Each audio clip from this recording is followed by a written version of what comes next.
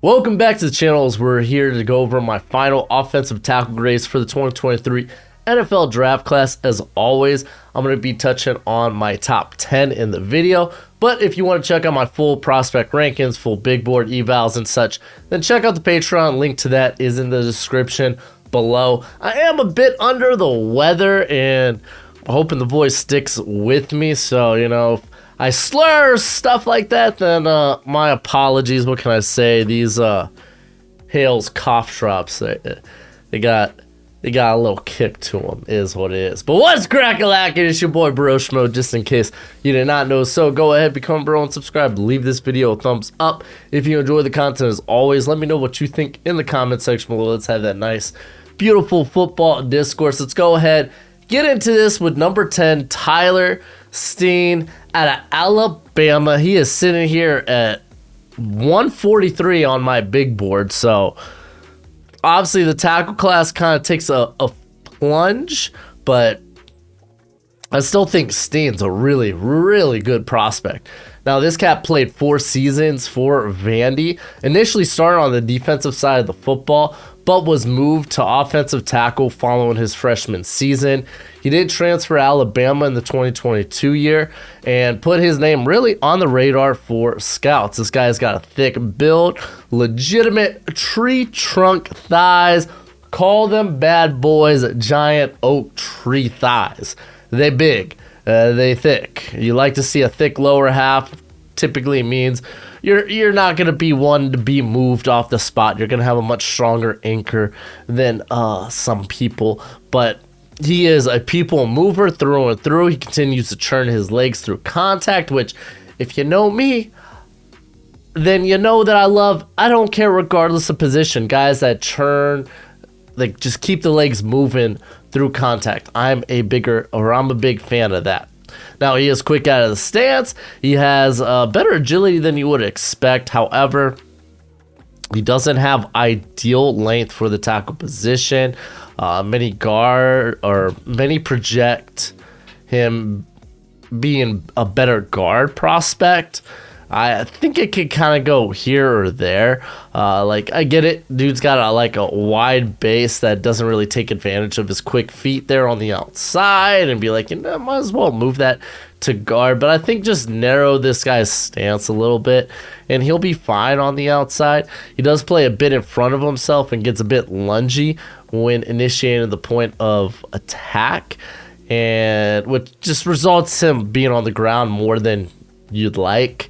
But kind of is what it is. Like, I don't mind guys that overextend too much. Typically, that's a very fixable thing and something you don't see a lot of NFL players end up doing just because it's so fixable. Fun fact, this cat's dad played for LSU and is a retired Marine. So kind of dope, kind of cool. Let's move on to number 9, Blake Freeland out of BYU. It is apparent Freeland is a freak athlete as you take a look at all those drills over there and just the green numbers. It means it's a good thing. 40 time, 4.98, it's a good thing. Vert through 37 inches is a good thing. Broad, 120 inches, a good thing. 3 cone, 3.46 or 7.46. It's a good thing. He's kind of a really good athlete. He was listed as an athlete coming out of high school where he played a plethora of positions for football, including quarterback. He also played basketball in high school, and he also holds Utah's state 6A javelin record. So this dude's just a very good athlete, and he probably has the best movement skills in this class. He is quick out of his stance. He's got quick feet, and his hand placement, hand usage is great as well. And you expect that from BYU offensive linemen. They're typically technically sound. However, most of the problems with Freeland were on display during the Combine and the Senior Bowl, especially the Senior Bowl. This dude just needs to add muscle to his frame desperately. He struggles against power. He will get knocked back. With explosive speed rushers, like, since he's so top heavy, like, they're able to hit him with good leverage, and he just has this light anchor about him. So yeah, not a fan of that. Like, he is a finesse guy, and there is a role for him in the NFL. But you got to ask yourself, is there a starting role in the NFL for him? You know, I know prior to the season, this guy was my Abraham Lucas. That is no longer the case. I got Donald Stevenson. So let me know what you think of that one. On to number 8, Wadih Morris out of Oklahoma. Morris is a former 5-star recruit whose collegiate career could be summed up as a bit underachieving. Like, we saw the potential his freshman year at Tennessee. He was pretty middling. His sophomore year, decided to transfer to Oklahoma. However, his first season at Oklahoma, he was just a backup. And then he missed the first 2 games of the following season because of academics. But once he got started, like, he was phenomenal. Like, it's a really strange. Like, he's got this bell curve type of career where it's just like you got the end, the beginning, and then just everything in between. Nice little bell curve.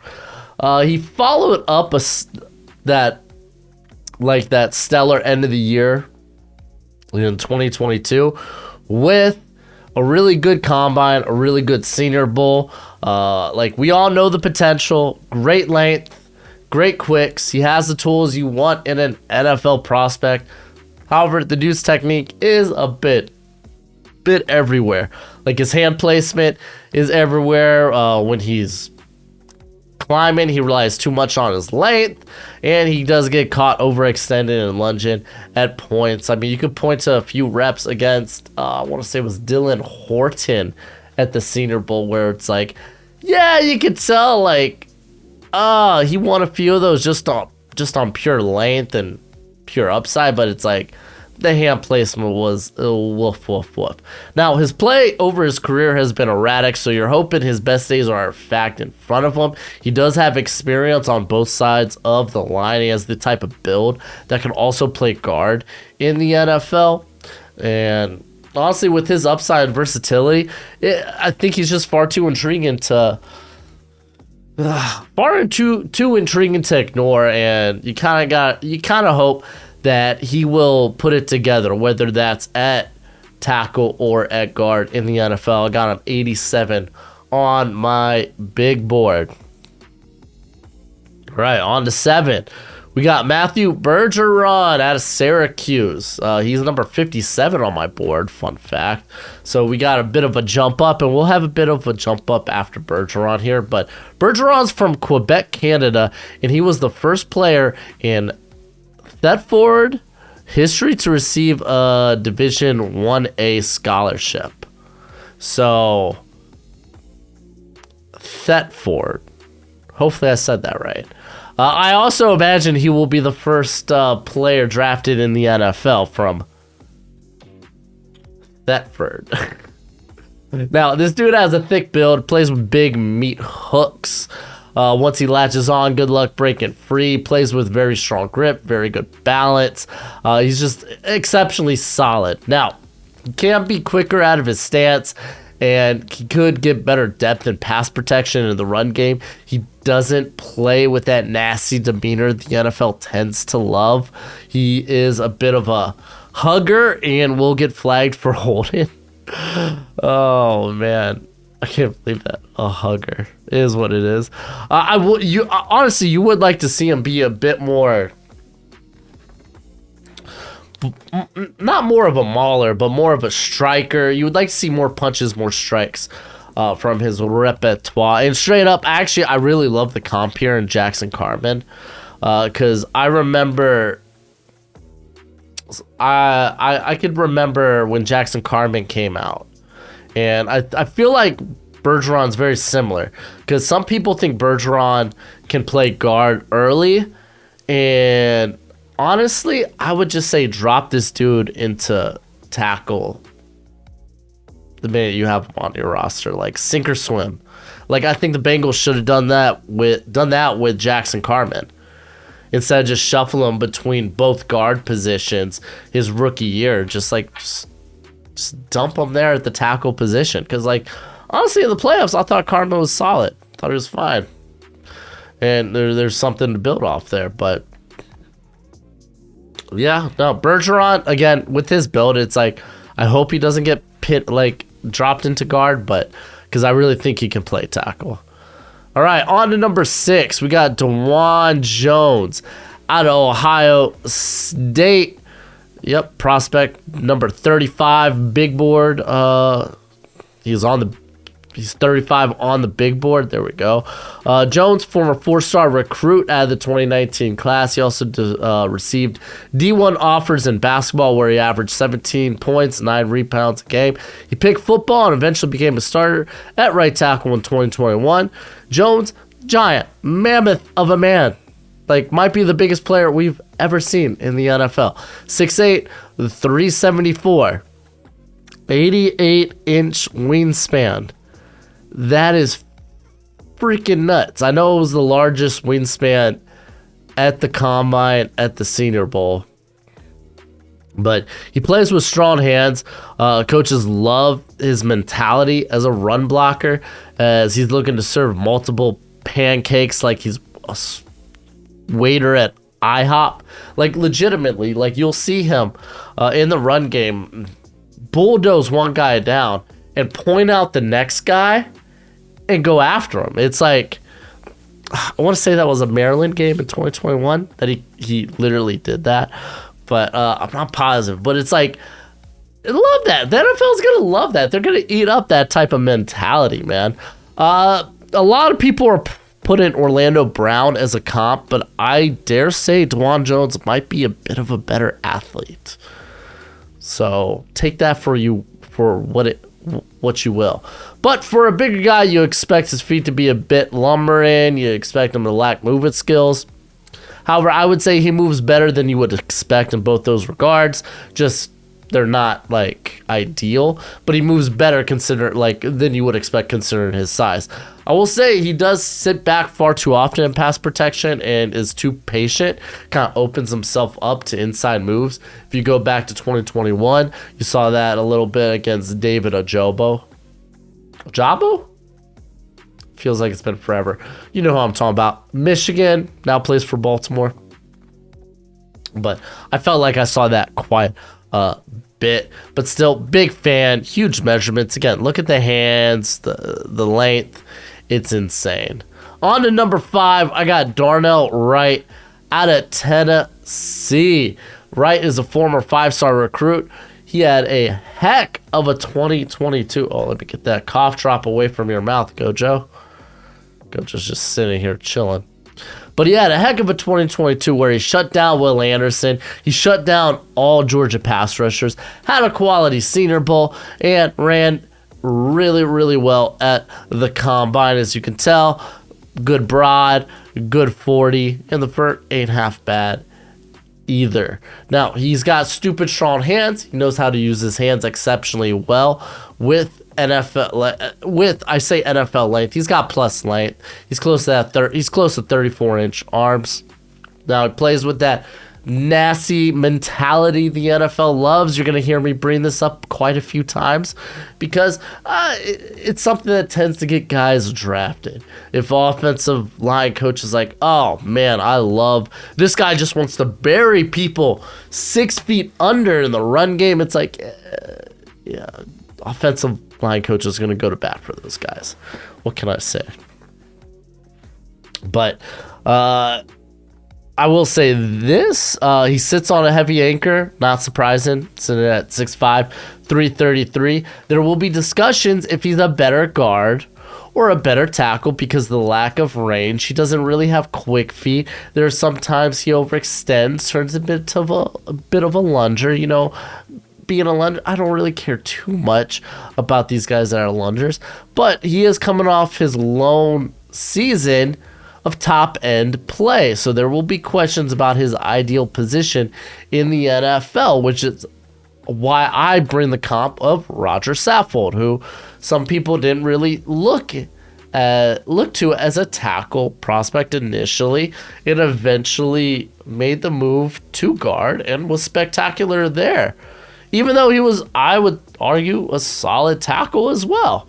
But I don't know. I think both these guys had similar questions. As you're going to see that with my comps.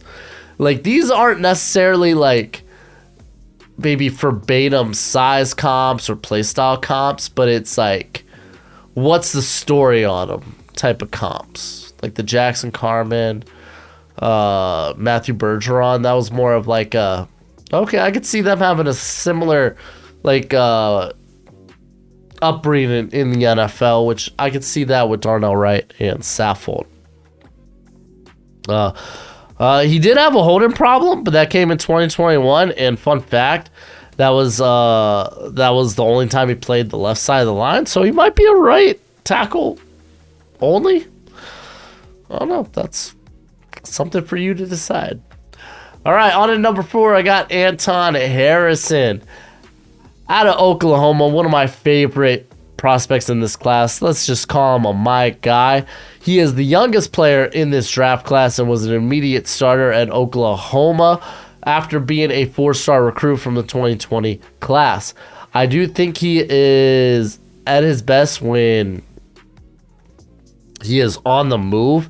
And honestly, from a pass point or pass pro perspective, he is probably, I would say he's NFL ready. He truly is. There are going to be questions about his play strength, but he's been very aware of this. If you go back to last summer, he was like, yeah, I understand. My play strength is something I'm going to work on, and you know what? I'm going to work on it and try to be better about that this season. And you could see that he did work on it, and he made some strides. There was some development there, but is it NFL ready yet? I don't think quite so, but at least he's trending in the right direction. Like, coaches and teammates rave about this guy's character, rave about his work ethic. He is young, and I could see that not being a problem maybe after a year after he's played a season in the league. So I'm kind of cool with that. He plays with very good hand placement. There are times, though, I would say he needs to play with stronger hands. His hands get swatted away a bit too easily, and he'll come a bit too wide sometimes with his hands. I'd like to see him just honestly improve physicality altogether, whether it's improving his anchor, whether it's improving how often he gets leverage. Sometimes he has to like really grind that out, and maybe improving his core strength. I think that would go a long way. There are times he can be a bit of a waist bender. He may not be a people mover yet, but the traits are there, the tools are there, the work ethic is sure as hell is there.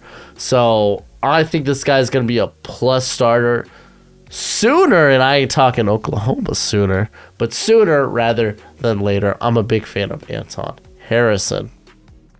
On to number 3, Broderick Jones out of Georgia. So we jump to number 16 on my big board here. I mean, in all honesty, straight up, Jones has tools, athleticism, and power. He's got all that. He's got all that in spades. 4 days. However, the holdup is he's only really got 1 year of starting experience. Even though if you go back to 2021, where he started 4 games. And I would say did a better job than the actual star there, Jamari Sawyer, who was injured. That's why Broderick Jones saw those 4 starts. Now, he does lack experience in his play. He can look a bit robotic in terms of his footwork, as some people might be like, oh, he's a bit heavy-footed, or his feet are a bit lumbering. I was like, no, this guy's really athletic. I think he's just a bit robotic, man. He's thinking too much about it. His hand placement, it's everywhere. It's everywhere. Like, he's got stupid strong hands, stupid strong upper body, but his hand placement, hand usage could be definitely a bit more precise. This is the guy that just needs more time in the oven. But, like, you bet your sweet cheeks you're going to be getting a Thanksgiving Day turkey when he is done. I think that's a good thing. But he has great length. He's got a lot of power. He's got pop behind the hands. He plays with that NFL nasty that the NFL loves. No kidding. He comes from Georgia, a very run-heavy game, so he better have that nasty to him. His build is basically a stencil of what you want an NFL offensive tackle to look like. By the end of his rookie year, I can see him putting it all together, much like we saw from former Georgia Bulldog Andrew Thomas. Thus, the comp. All right, number 2. We got Peter Skoronski out of Northwestern. And Skoronski, he was originally recruited to be a center, but because Rashawn Slater, he opted out of the 2020 college football season, and it kind of forced Skoronski to play left tackle there. He took the ball and ran with it because the dude's been the best tackle in college football the last 3 seasons. Now, the question is he a tackle? That's the $1 million question. He lacks ideal length with sub 33-inch arms, and that will result in him often being late to the point of attack. Like some NFL teams are going to have him strictly as an interior player on their board. I mean, he'll still be high, but he will be looked at as an interior player instead of. Now, regardless of what position he plays, the dude's an NFL-ready prospect. He is a wonderful athlete. He is one of the best technicians in this class. He brings a lot of versatility. Love the hand usage. It's spectacular.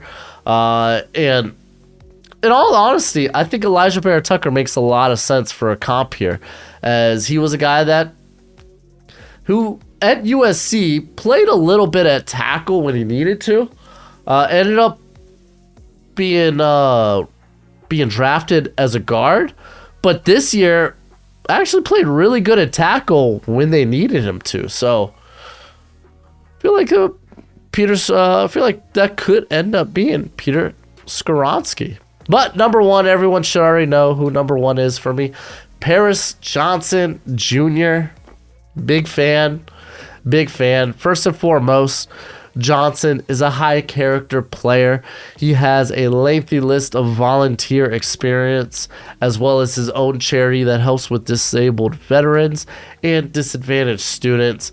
On top of that, he was a 5-star recruit. He literally checks every boxes. Size, length, that's right, 36-inch arms. He's got length and length for days. Power, athleticism. Like, he's a very explosive player. He plays with very good range. He's versatile. He played guard in 2021, and then he played tackle in 2022. Fun fact, he played right guard in 2021, and then moved to left tackle. So he's got experience on both sides at 2 different positions. He could, admittedly, probably fill out his frame a bit more, and I'd like to see him use his hands a bit more independently, but these are kind of nitpicks. This guy is I think a very pro-ready prospect. I think he might have the biggest upside of the tackles in this class, and his current floor is pretty darn high. I mean, that's why we got Charles Cross as a comp for him. So, big fan, but that's it for the video. Those are my college football offensive tackle rankings for the 2023 draft. As you can tell, my mind's a bit everywhere. I'm going to go ahead, I'm going to blow my brains out with this tissue paper and pop a cough drop. But until next time, you be easy, my friends. Later.